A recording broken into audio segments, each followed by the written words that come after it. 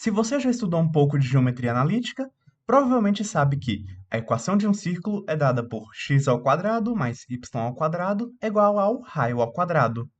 Mas, por que isso seria verdade?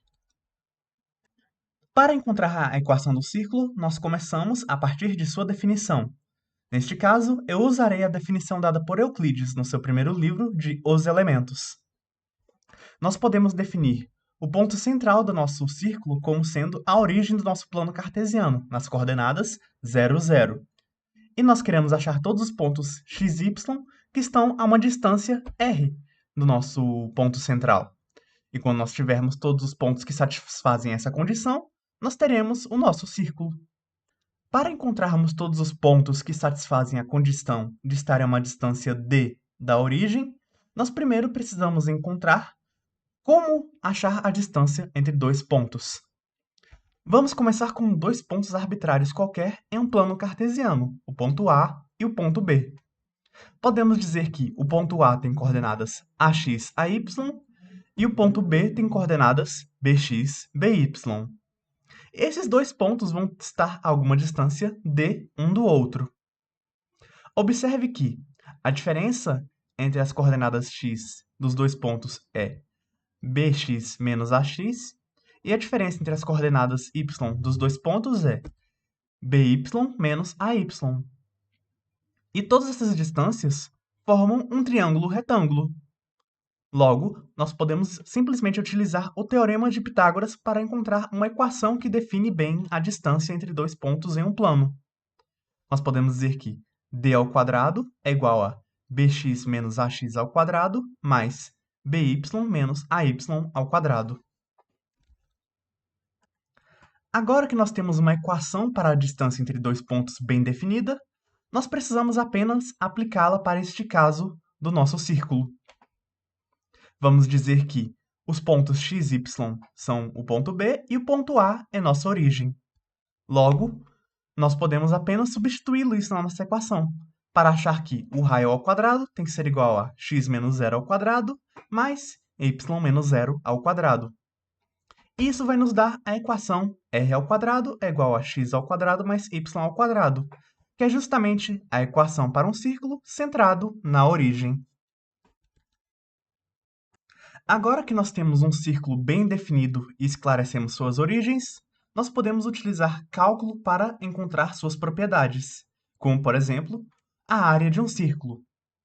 Primeiramente, nós temos que transformar essa equação em uma função. E para fazer isso, nós temos que isolar a variável y. Agora, nós finalmente podemos começar a dedução das propriedades de um círculo, como, por exemplo, a sua área. Se nós realizarmos a integral de 0 até r da função raiz quadrada de r² menos x² dx, nós vamos encontrar 1/4 da área do nosso círculo. Para fazer essa integral, nós temos que realizar uma substituição por u. Nós substituímos x por r seno u e, consequentemente, dx se torna r cosseno u du. Como nós estamos fazendo uma substituição, nós também temos que avaliar os novos limites da nossa integral. Se x é igual a zero, isso implica que u é igual a zero. E se x é igual a r, isso vai implicar que u é igual a π/2. Assim, nós podemos substituir os valores e nós conseguimos a seguinte integral. A integral de 0 até π/2 da raiz quadrada de r² menos r² seno ao quadrado de u vezes r cosseno de u du. Nós podemos colocar o r² em evidência. E este termo na caixa vermelha parece complicado, mas se nós usarmos a identidade trigonométrica fundamental do seno e cosseno, nós podemos ver que isso não passa do valor absoluto do cosseno de u. Mas perceba também que, no intervalo de 0 até π/2, cosseno de u assume apenas valores positivos. Então, nós não precisamos nos preocupar em substituir essa integral por duas integrais, ou separar o valor de cosseno de u que é positivo e negativo, já que só tem valores positivos. Portanto, isso acaba virando a integral de 0 até π sobre 2 de cosseno ao quadrado de u du. Podemos usar mais uma identidade trigonométrica para o cosseno ao quadrado. Nós conseguimos que 1/4 da área do círculo tem que ser igual a r ao quadrado sobre 2 vezes a integral de 0 até π sobre 2 de 1 mais cosseno de 2u du. Sabemos que essa integral nos dará 1/4 da área de nosso círculo. Portanto, nós podemos avaliá-la e achar sua antiderivada. E, avaliando u mais seno de 2u sobre 2 em π sobre 2 e 0, nós conseguimos que 1/4 da área tem que ser igual a u raio ao quadrado dividido por 2 vezes π dividido por 2. E realizando um pouco de álgebra básica, nós achamos que a área do círculo tem que ser igual a πr ao quadrado. Uma dedução utilizando cálculo. Calcular o perímetro do círculo vai ser um pouco mais complicado. Nós precisamos de uma nova ferramenta além do cálculo para poder realizar essa tarefa. Nós temos que utilizar álgebra linear junto com cálculo e realizar cálculo vetorial. Vamos imaginar algum vetor r de t, que, conforme a variável t aumenta, esse vetor se desloca ao longo desse 1/4 de circunferência. Assim, nós podemos imaginar que as pequenas diferenças entre cada vetor r de t pode ser chamado de dr. E se nós somarmos as magnitudes de todos esses pequenos dr's, nós chegaremos a um comprimento aproximado da nossa curva do círculo. Quanto menor for dr, mais acurada vai ser a nossa soma. E se nós escolhermos um dr infinitamente pequeno, nós vamos obter uma integral de caminho. Como nós estamos parametrizando r em termos de uma variável de t, nós podemos achar a seguinte integral de caminho, que é a integral de t1 até t2 da magnitude dos vetores dr dt vezes um valor absoluto do nosso elemento infinitesimal dt. E este valor absoluto do nosso elemento infinitesimal serve apenas para assegurar que o nosso limite inferior de integração sempre seja menor que o nosso limite superior de integração.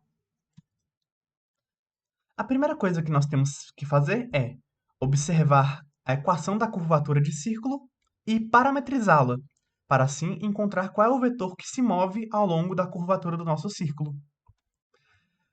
Nós podemos ver que se nós substituirmos x por r cosseno t e y por r seno t, nós vamos encontrar a curvatura do círculo.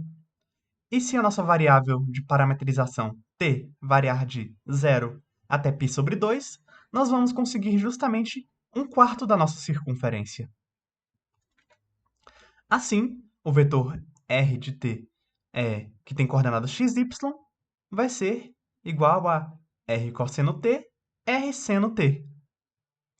Nós podemos derivar este vetor com relação à variável t para obter menos r seno t, r cosseno t. E nós podemos tirar a magnitude do nosso vetor, que é apenas tirar a raiz quadrada da soma dos quadrados de cada elemento do vetor, para obtermos que a magnitude do vetor dr dt é igual ao próprio raio do nosso círculo.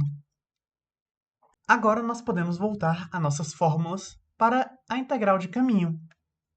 Veja que nós temos todas as informações necessárias para resolver este problema. Nós achamos que a magnitude do vetor da derivada do vetor dr dt é igual ao próprio raio do círculo. E a nossa variável de parametrização varia de 0 até π sobre 2. E como o limite superior é maior que o limite inferior, o nosso elemento infinitesimal dt não muda, continuando sendo positivo. E apesar do caminho para chegar até essa integral foi complicado, a integral em si é fácil de se resolver. Nós podemos ver que 1/4 do perímetro do círculo tem que ser igual a integral de 0 até π sobre 2 de r dt. Mas lembre-se que r é uma constante, o raio do nosso círculo. Logo, essa integral é trivial de se resolver. E nós podemos encontrar que O perímetro do nosso círculo tem que ser igual a 2πr. Este vídeo envolveu integrais simples e uma integral de caminho um pouco complicada, mas o propósito dele é servir de base para um vídeo futuro, no qual nós avaliaremos uma forma geométrica um pouco mais complicada, que é a elipse. Agradeço a todos por terem visto até aqui e vejo vocês no próximo vídeo.